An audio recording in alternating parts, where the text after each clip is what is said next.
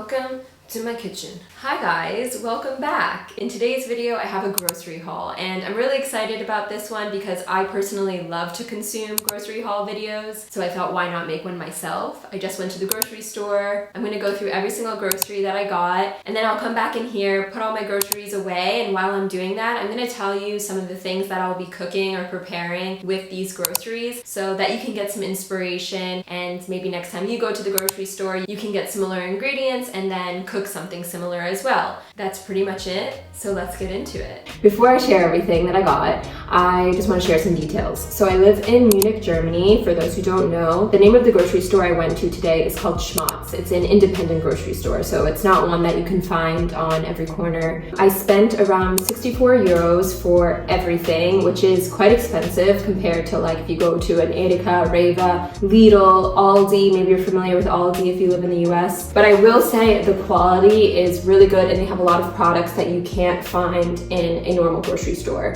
And here is my grocery haul.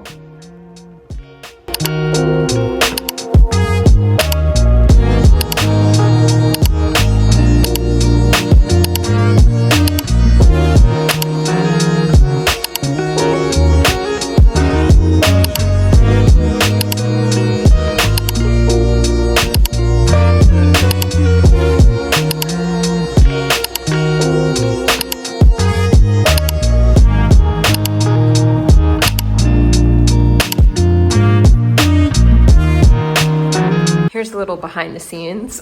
I have everything laid out here. I'm gonna now bring it to my kitchen over there. When I just discovered today I can do that with our light, because usually it's hanging here and it was affecting my filming, but yeah, I discovered this little trick. Look at that.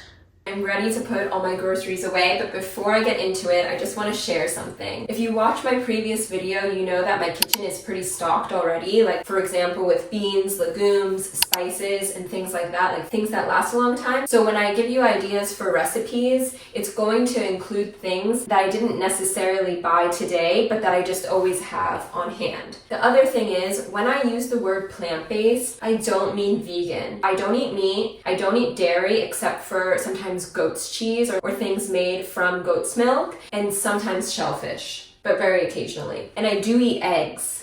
So, for lack of a better term, I just use plant-based or like plant-forward. Majority of my diet is plants. So now that we got that out of the way, let's put all of the groceries away. And we'll have a little chat while I'm doing that. To get started, what I really like to do is always wash all of my greens and chop all my greens, because that way it saves me time later in the week, so I don't have to do it when I'm super tired or I don't have time. I can just quickly grab the greens out of the refrigerator and quickly put a salad together or just serve them on the side, whatever the case is. So let's begin with that.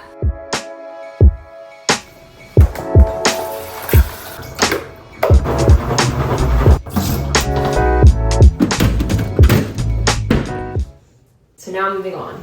For my carrots, I just put them in my veggie drawer in my refrigerator. These are going to be for soup and salad this week. And again, these are for soup and salad. I think I'm gonna do like a sweet potato fennel soup, and I'll include some pepper in there. Lemons, I keep lemons outside of the fridge. If they're getting really squishy or soft, then I put them in the refrigerator, but I tend to just leave them out away from the bananas. So for now, I'm just gonna put them over here. Pasta. You can do so much with pasta. This week, I'll either do like a vegan mac and cheese using a cashew-based cheese that I make, or maybe I'll do a pesto, depending on how I'm feeling, but this will probably be later in the week. Fennel. I used to not like fennel. It kind of has a licorice-y taste to it, which sounds off-putting. I've been able to get past that and my palate has evolved to like it. This time around, I'm not gonna have it like whole. I'm gonna blend it up in a soup with sweet potato like I was saying before. And I don't know, that's where my head's at right now. I just always have onions on hand because they're pretty much the base of all of my dishes for the most part, like especially soups. And I just store them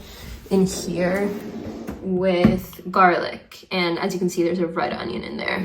I eat so much tofu. Sometimes I want something different. So today I got this tempeh. It is barbecue flavored. I have had it before and it's delicious. Maple syrup is great for sauces and dressings just to provide some kind of sweetness, or if I'm making baked goods, it serves as my sugar ingredient. Good tip about mushrooms, if you want to make them last, store them in paper bags, and put them in your refrigerator. Eggs. I used to not eat them. I used to be vegan, but I just think that they're an efficient source of protein and I like how they taste, especially for breakfast.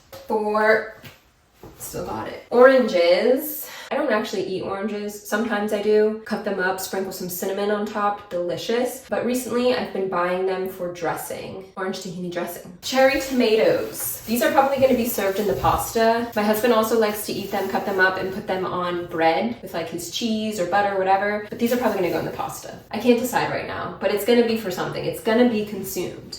Paper towels. No explanation needed.